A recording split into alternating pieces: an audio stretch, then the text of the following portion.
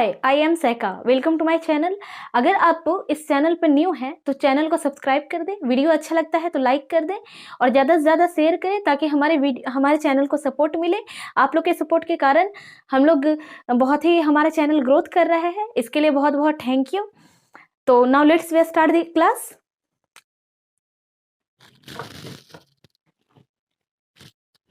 हाँ, तो आज की क्लास में हम लोग जो चैप्टर 5 स्टार्ट किए थे उसी का पार्ट 2 स्टार्ट करेंगे, जिसमें हमने कल क्या देखा था। Major domains of the earth में हमने कल देखा था लिथोस्फीयर, भूमंडल समझा था।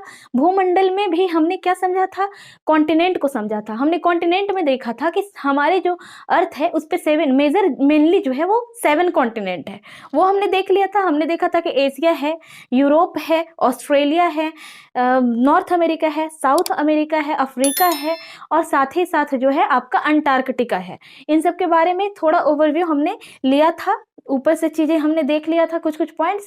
अब आज हम देखेंगे हेड्रोस्फीयर को समझेंगे। ओके, तो हम टॉपिक को स्टार्ट करते हैं। देखो, हेड्रोस्फीयर यानी कि जलमंडल। जलमंडल कल भी हमने बताया था कि जलमंडल के अंतर्गत वे पार्ट आते हैं जो कि जल जहाँ पे होते हैं।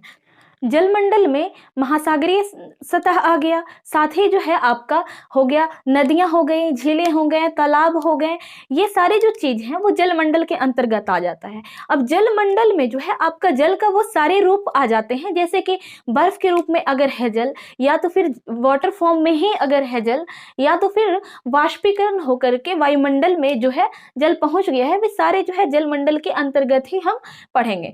तो हम बात करते हैं सबसे पहले कि पृथ्वी को नीला ग्रह क्यों कहा जाता है। तो देखो, अर्थ जो है ना, ये आपका अर्थ है, इसका 1/4 एरिया जो है वो आपका जल से घिरा हुआ है। ये सारा एरिया जो है सिर्फ एक ही पार्ट है जो स्थलीय है, बाकी जो 3 पार्ट है वो क्या है, जल से भरा हुआ है। ओके, 1/4 पार्ट जो है वो आपका अर्थ का जल से है। अर्थ का पूरा 71% एरिया जो है वो जलीय है, अब बाकी सिर्फ और सिर्फ 29% ही जो है वो स्थलीय है। ओके, अब देखो 71% जल जो है अर्थ पे उपस्थित होने के कारण ही जो है ये नीला दिखाई देता है, इसलिए जो है अर्थ को हम नीला ग्रह के नाम से भी जानते हैं। ठीक है, अब हम बात करते हैं कि महासागर के बारे में हम बात कर लेते हैं। देखो, मेनली जो है सबसे ज्यादा वाटर, देखो इन 71% में जो है 97% भाग जो है जल का वो महासागरीय जल है। क्या है, महासागरीय जल है, महासागरीय जल है। ये महासागरीय जो जल है, ओशियनिक जो वाटर है, वो होता है स्वाद में साल्टी होता है, यानी कि खारा वाटर होता है, यानी बिल्कुल यूजलेस, हम उसे पी नहीं सकते। ठीक है, तो अर्थ पर केवल 3% ही जल ऐसा है जो कि हम उसका यूज करते हैं, उसका प्रयोग करते हैं, चाहे वो आप पीने के रूप में करें, नहाने के रूप में करें, या घर की सफाई के रूप में करें, आप क्लॉथ्स वॉश करने में करें, या तो फिर यूटेंसिल्स वॉश करने में करें, वो सारा जो होता है वो 3% ही होता है। 3% में भी आपका लगभग 2% जो वाटर होता है वो आपका बर्फ के फॉर्म में होता है। बर्फ के फॉर्म में बोले तो ऊंचे ऊंचे जो चोटियां हैं उसके ऊपर जो वाटर होता है वो जम जाता है, क्योंकि हम सतह से, जैसे ही समुद्री सतह से जैसे जैसे हम ऊपर जाते हैं तो ऊपर का जो वायुमंडल का जो तापमान है वो डिक्रीज होने लगता है। डिक्रीज होने के कारण वहां पर वाटर जो है वो जम जाता है और वो बर्फ में कन्वर्ट हो जाता है। और यही कारण है कि पहाड़ की चोटियों से जो है वाटर क्या करता है, धीरे धीरे वो बर्फ पिघलकर नीचे आता है और वो जो होती है वो हिमनद बनता है। ओके, अब हम आगे चीजों को समझते हैं। तो महासागर के बारे में हम जो है सबसे बड़ा पार्ट अगर महासागरीय जल का है तो हम महासागर को सबसे पहले जान लेते हैं कि भाई ये महासागर जो है, ओशन जो है वो कितना है, हमारे अर्थ पर महासागर का नंबर कितना है। तो महासागर जो है उसका टोटल नंबर जो है वो 5 है। कौन कौन सा है, तो हम इसको देखेंगे इसके आकार के आधार पर। जैसे कल हमने देखा था कॉन्टिनेंट को उसके आकार के आधार पर, और हमने पाया था कि एशिया जो है वो सबसे बड़ा कॉन्टिनेंट है। इसी तरह से अगर हम बात करें कि ओशन में सबसे बड़ा ओशन कौन सा है, तो आपका बात पैसिफिक ओशन पे आएगी, और आप बोलोगे कि पैसिफिक ओशन जो है वो सबसे बड़ा है। पैसिफिक ओशियन यानी कि प्रशांत महासागर। अब हम बात कर लेते हैं थोड़ी सी प्रशांत महासागर का।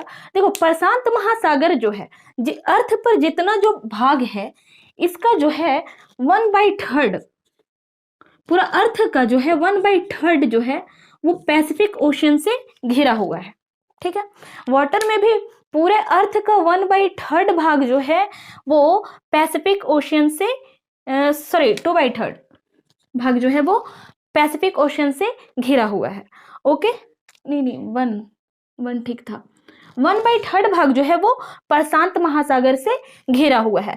अब हम बात करते हैं कि प्रशांत महासागर जब इतना ज्यादा इंपॉर्टेंट है, इतना ज्यादा एरिया में फैला हुआ है, तो ये सबसे बड़ा महासागर तो होगा ही, साथ ही अगर हम बात करें कि सबसे गहरा, जैसे कि हम अगर बात करते हैं कि स्थल पे सबसे ऊंचा जगह कौन सा है, तो विश्व में सबसे ऊंचा जगह हमारा माउंट एवरेस्ट को माना जाता है, माउंट एवरेस्ट की चोटी को माना जाता है।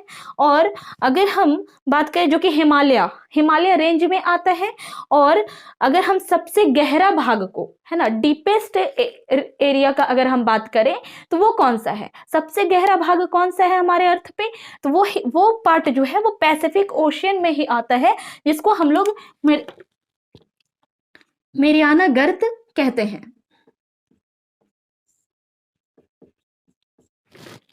ये जो पैसिफिक ओशियन है, वो पैसिफिक ओशियन का आकार की अगर बात की जाए तो उसका आकार लगभग गोल है, वृत्त शेप में है इसका आकार।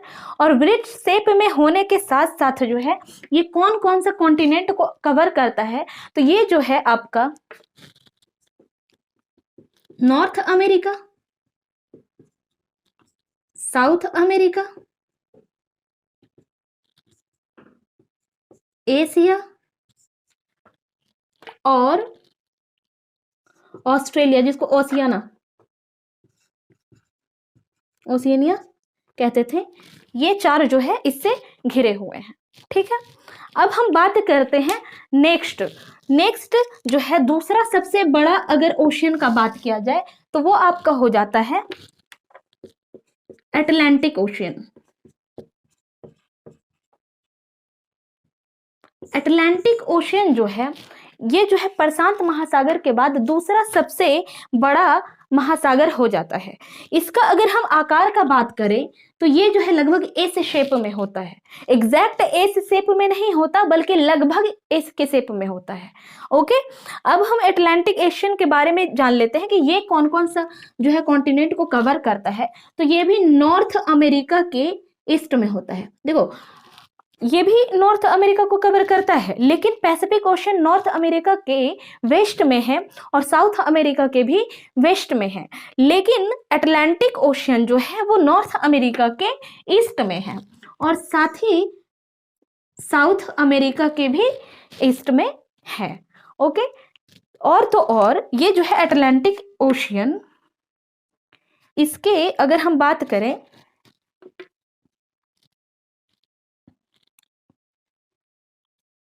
ये जो है कवर करता है इसको भी यूरोप और अफ्रीका। ओके, तो देखो अटलांटिक ओशियन के वेस्ट में आपका नॉर्थ अमेरिका है, साउथ अमेरिका है, और अटलांटिक ओशियन के ईस्ट में यूरोप और अफ्रीका आ जाता है। ठीक है, आई होप कि आप चीजों को समझ पा रहे हो। अब हम नेक्स्ट समझते हैं, उससे पहले हम इसे इरेज कर लेते हैं।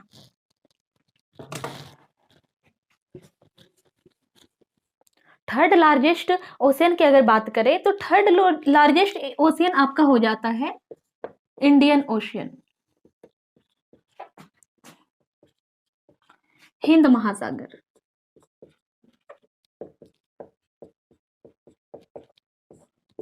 देखो हिंद महासागर एक ऐसा ओशियन है जो किसी देश के नाम पर इसका नाम रखा गया। इंडिया है ना, इंडिया एक कंट्री है जहां हम लोग भी रहते हैं, इंडिया कंट्री के नाम पर जो है इंडियन ओशियन रखा गया है, और इंडिया ही है जिसके नीचे यानी कि साउथ में जो है आपका इंडियन ओशियन है। ओके, अब हम बात करते हैं इंडियन ओशियन जो है इसका आकार जो है लगभग ट्रायंगुलर शेप में होता है, त्रिभुजाकार में होता है। ठीक है, अब त्रिभुजाकार में होता है तो इसका अगर हम नॉर्थ में बात करें तो इसका नॉर्थ में एशिया कॉन्टिनेंट आ जाता है। ठीक है, और अगर वेस्ट में बात करें तो ऑस्ट्रेलिया यानी कि ओशिनिया कॉन्टिनेंट आ जाता है। और अगर वेस्ट में बात करें तो अफ्रीका कॉन्टिनेंट आ जाता है। ठीक है, फोर्थ लार्जेस्ट ओशियन के बारे में हम जान लेते हैं। तो फोर्थ लार्जेस्ट ओशियन जो है वो आपका सदर्न ओशियन हो जाता है।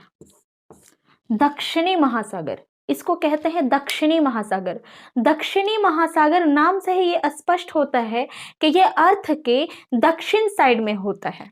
आपने पढ़ा था कल कि दक्षिण साइड में एक आपका क्या था, कॉन्टिनेंट था, जो कि था अंटार्कटिका, जो कि बर्फ से पूरा कवर था। ये ओशियन जो है उसी अंटार्कटिका जो कॉन्टिनेंट है उसी के चारों ओर इर्द गिर्द फैला हुआ है। ये जो है चारों ओर फैला हुआ है, ये कहां तक फैला हुआ है? तो हम बात ये जो है 60 डिग्री साउथ लैटिट्यूड तक जो है कवर करता है। ये जो एरिया जो है ये 60 डिग्री साउथ तक कवर करता है। कहां से? तो ये जो है अंटार्कटिका को चारों तरफ से क्या किया हुआ है, घेरे हुए हैं, कवर किए हुए हैं, और ये टोटल जाता है 60 डिग्री साउथ तक। ठीक है, अब हम जान लेते हैं लास्ट सबसे लार्जेस्ट जो ओशियन है वो कौन सा है। तो लास्ट आपका जो है 5th नंबर पे वो आपका हो जाता है आर्कटिक ओशियन। आर्कटिक ओशियन जो है ये सबसे नॉर्थ में है। ठीक है, जिस तरह से साउदर्न ओशियन जो है ये सबसे साउथ में है, उसी तरह से आर्कटिक ओशियन जो है वो सबसे अर्थ का सबसे नॉर्थ में है। ठीक है, अब ये नॉर्थ में है तो ये कौन कौन से जो कॉन्टिनेंट है उसको कवर करता है? तो ये जो है एशिया प्लस यूरोप को तो करता ही है कवर, साथ ही नॉर्थ अमेरिका को कवर करता है। अब देखो नॉर्थ अमेरिका के जो दक्षिण में, हल्का सा दक्षिण में जो है पैसिफिक ओशियन आ जाता है।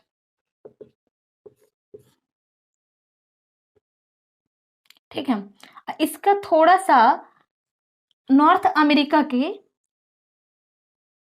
ईस्ट में आपका अटलांटिक ओशियन था।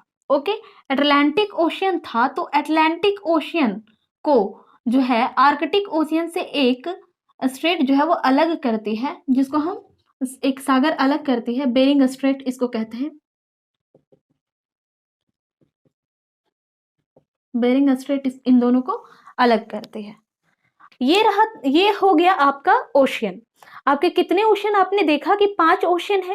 अगर हम इसके आकार के आधार पे बात करें तो सबसे बड़ा जो महासागर था वो प्रशांत महासागर था, फिर अटलांटिक महासागर हो गया, 3rd नंबर पे जो है वो हिंद महासागर, और 4th नंबर पे दक्षिणी महासागर, और फिर अंत में सबसे छोटा महासागर जो है वो आर्कटिक महासागर हो गया, जो कि नॉर्थ में स्थित है। अब हम समझेंगे, देखो इस तरह आपका हाइड्रोस्फीयर कंप्लीट होता है, और हम अब जानेंगे एटमॉस्फेयर को, वायुमंडल।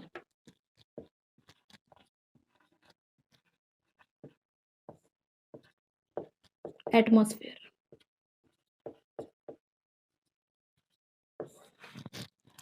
हमारी पृथ्वी जो है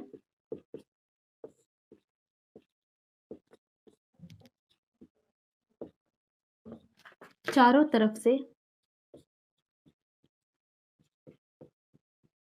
गैसों से घिरी है, जिसे वायुमंडल कहते हैं।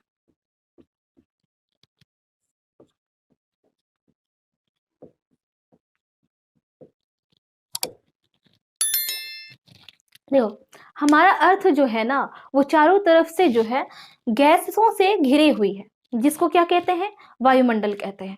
अब गैसों में से कौन कौन सा गैस आ जाता है उसकी हम बात कर लेते हैं। गैसेस कौन कौन सी होती हैं? तो मेनली जो गैस होता है, सबसे प्रमुख गैस जो होता है वो नाइट्रोजन होता है, ठीक है, जो कि पूरे वायुमंडल में 71% कवर करता है, ठीक है। और आपका 78% कवर करता है। और ऑक्सीजन जो है दूसरे नंबर पे आता है और वो 21% कवर करता है।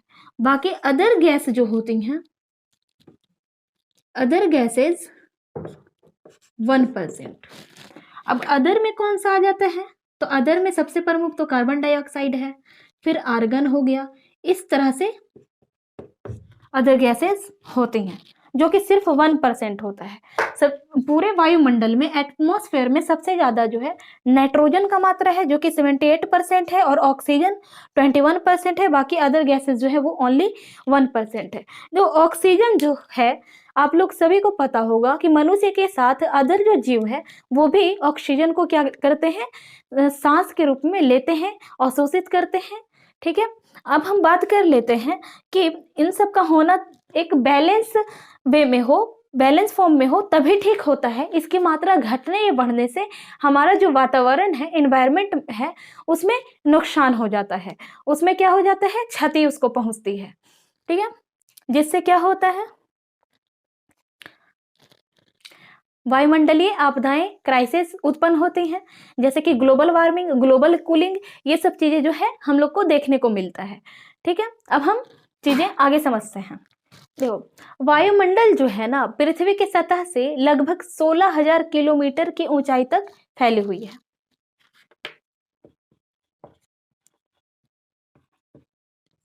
वायुमंडल लगभग 16,000 किलोमीटर की ऊंचाई तक फैली हुई है। अगर हम इसके लेयर की बात करें, परतों की बात करें, तो टोटल लगभग 5 है, ठीक है।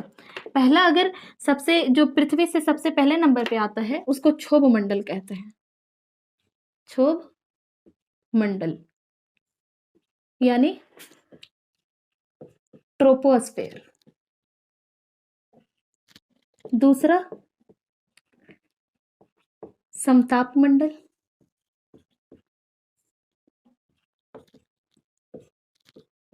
स्ट्रेटोस्फेयर। थर्ड, मध्य मंडल, मेसोस्फेयर।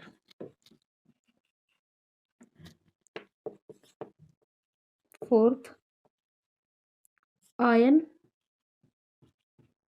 मंडल,